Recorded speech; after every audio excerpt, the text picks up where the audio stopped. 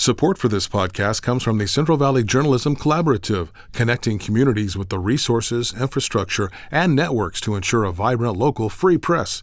And Judging by the Cover Bookstore in Fresno, celebrating Independent Bookstore Day Saturday, April 25th, with 9 Fresno authors and artists gathering to share their works from the newest edition of the literary zine, Wild Blue. This event is open to the public, and festivities begin at 2 p.m. More info at judgingbythecoverbookstore.com. From KVPR in Fresno, this is Central Valley Daily. It's Wednesday, April 22nd. I'm Sarith Hawk. There's a good chance you've read William Shakespeare or heard quotes from any of his famous plays, sonnets, and soliloquies. But have you ever seen his work performed live? What we want people to experience is that there is a poetry involved in seeing Shakespeare. Today, we speak with the artistic director of Fresno's Chanticleer Shakespeare Company, which will soon be performing The Tempest. But first, these headlines. The city of Delano has voted to strip the name of the late civil rights leader Cesar Chavez from all public areas.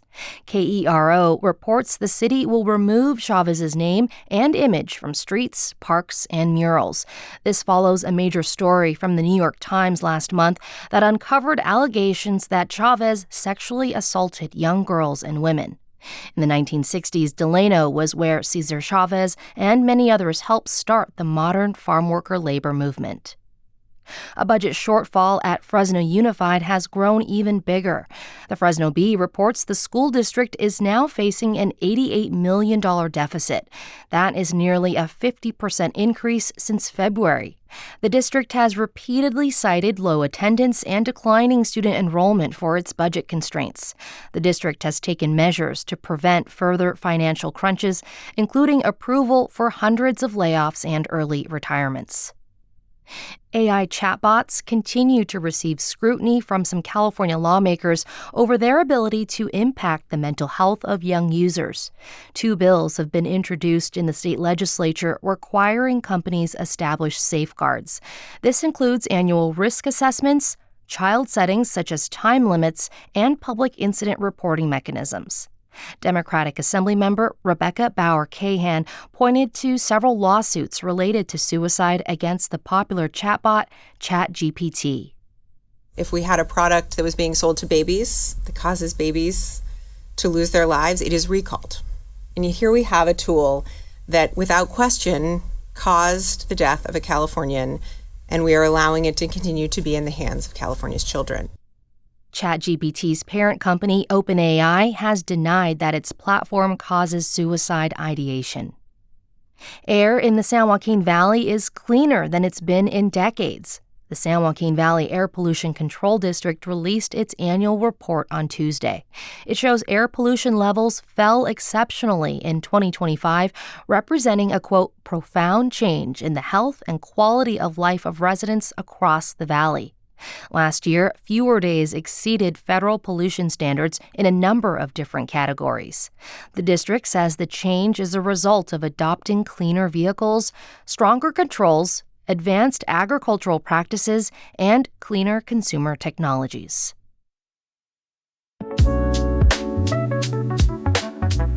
You're listening to the Valley's only daily news podcast, Central Valley Daily. Show your support for local news by joining us at Corks and Brews, KVPR's annual spring fundraiser. On Sunday, May 3rd, enjoy an afternoon of fine wine and craft beer tastings. New this year, food will be available for purchase from some of the Valley's favorite food vendors. We encourage you to drink responsibly, find answers to frequently asked questions, and purchase your $75 ticket at kvpr.org. And now to our main story. Shakespeare returns to the stage in Fresno this week with a production of The Tempest in the historic Warner's Theater.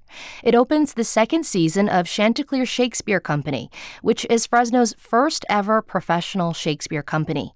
That means actors are paid for their work, some of which is done under union contracts. Co-founder and artistic director Blake Ellis says a professional company levels up performance arts in Fresno for both the actors and the audience. To have a community embrace classical theater at the professional level It has to do with a certain amount of self-awareness and a certain amount of a desire to fall in love with the classics in the English language. I spoke with Blake ahead of opening night about why even people unfamiliar with Shakespeare could have a great time at the show. William Shakespeare is obviously famous, and a lot of people feel like going to see his work is like eating your vegetables.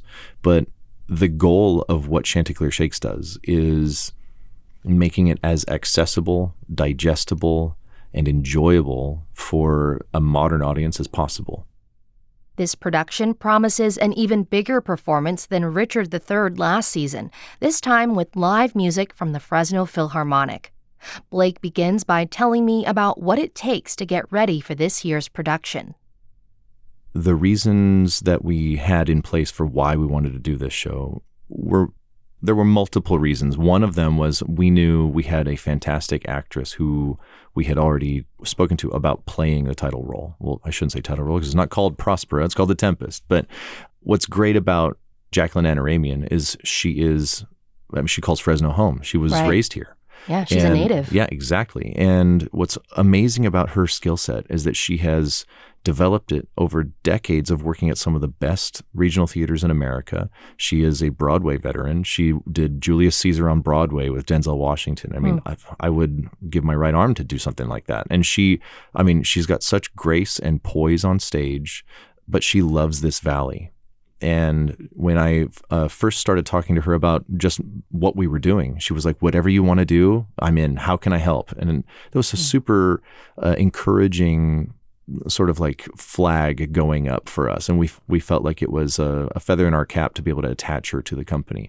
But when she said, well, I've got these roles on my bucket list. And I said, well, I'm thinking about maybe doing a production of The Tempest, and I think you might be a fantastic Prospera. Right, and you're changing genders for this. And her eyes lit up, and she said, that is something I've always wanted to do, and it's just in this industry, you never know if you're going to get the opportunity, but what an amazing thing to be able to do that here in the Valley. And I said, yeah, well, that's the goal. So if we can find a happy medium and figure out what we can do to make this work, we'd love to. And she said, there's no negotiation needed. I will work the equity rate. I'm not going to go way beyond that. It needs to be something that the company can sustain, and I believe in the company, so I want to do it.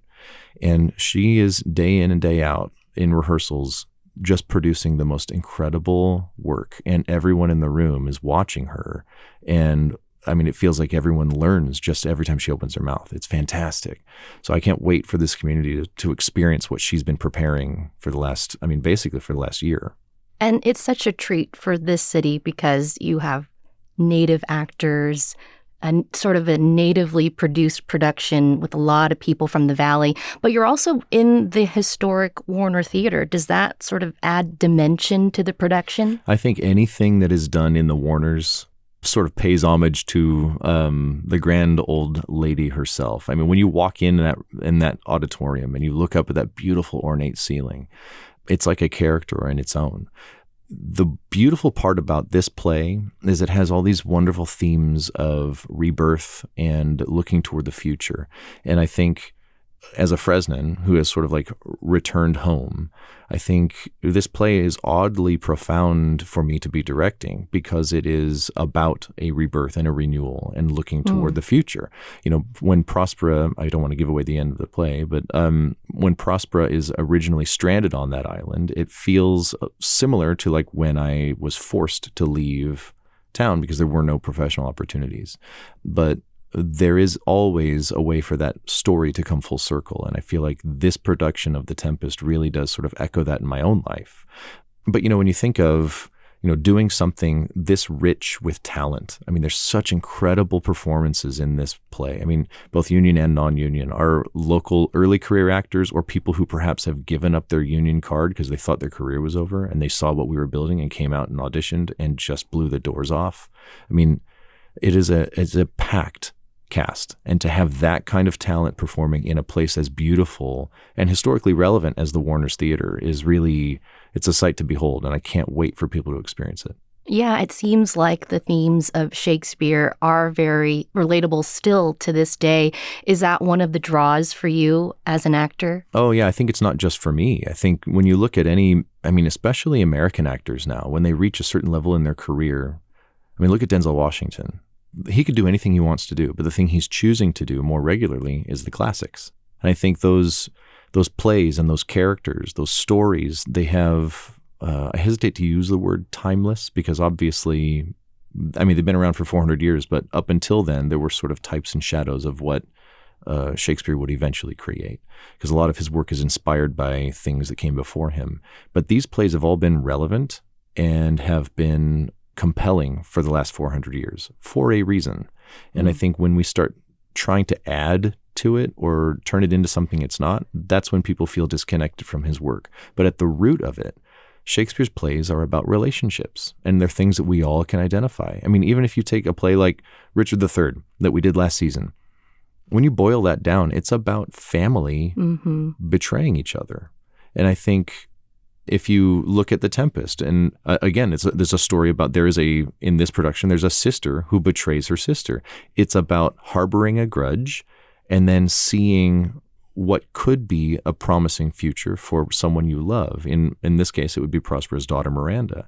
And realizing, what am I doing wasting my life harboring this hatred for somebody, for something that happened to me 12 years ago? And realizing that you eventually will become the thing you hate. I mean, that's sort of like the most profound message of this play, is like, if you obsess over something and hate it so much, that's meditation. You're meditating on that. And you will eventually become the thing you meditate upon. And learning to let go of that and to forgive and to move forward with your life, I think, is a message I think everybody can identify with and relate to and benefit from. Yeah. I must say, when I went to see Richard III, I wasn't quite familiar with the play, but seeing it unfolding live with the lighting and the actors and the atmosphere, it makes you experience it differently. How would you tell people to experience or prepare for seeing a play like this? I've worked in a lot of Shakespeare theaters across the country where it feels like the audience had to do homework ahead of time, and we're trying to avoid that. We're doing the homework for you. Now, obviously, is it going to hurt you to have read the play or know the story or read the cliff notes at all, read an outline of the play? No, it's not going to hurt you. But is it mandatory? Absolutely not. What we want people to experience is that there is a poetry involved in seeing Shakespeare. Shakespeare wrote in verse, and that poetry mimics the human heartbeat. And when you hear the iambic pentameter, bum bum bum bum bum bum bum bum bum, it doesn't sound that boring, obviously. What I'm saying is there is a rhythm to the poetry that is something we've been hearing since we were all in the womb. And it becomes a soothing rhythm. And when Shakespeare deliberately breaks that rhythm, for some reason, whether we realize it or not, our ears perk up and we say something's off. And when you hear actors who have a great facility with the language and the poetry delivering these beautiful speeches like that are in this play, I mean, a lot of people believe that this is Shakespeare's final play he wrote by himself. It's sort of a farewell to his audience. And there's a lot of the conventions that he has already established and his audience knew him for that he decides to improvise with and play fast and loose with. And so it's really him. It's like his final guitar solo. It's fantastic. The wonderful thing about this particular play is that when people come and see it, there's so much involved that doesn't require you to have done any work. You can enjoy the funny bits. You can identify with the emotional bits. And when the whole thing is put together, it's a beautiful story. Blake Ellis, Artistic Director of Chanticleer Shakespeare Company, thanks for stopping by. Oh, absolutely. And performances of The Tempest will start this Friday at the Warner's Theater in Fresno. You can find ticket information on the Chanticleer Shakespeare Company's website. And that's today's show. Today's episode was produced by Jonathan Linden and KVPR, with support from the Central Valley Journalism Collaborative. I'm Sarith Hawk. Find the latest local news anytime at kvpr.org.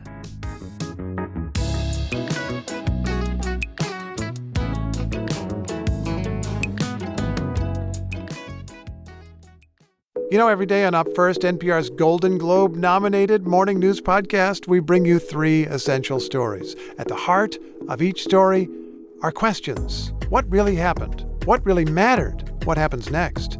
At NPR, we stand for your right to be curious and to follow the facts. Follow Up First wherever you get your podcasts and start your day knowing what matters and why.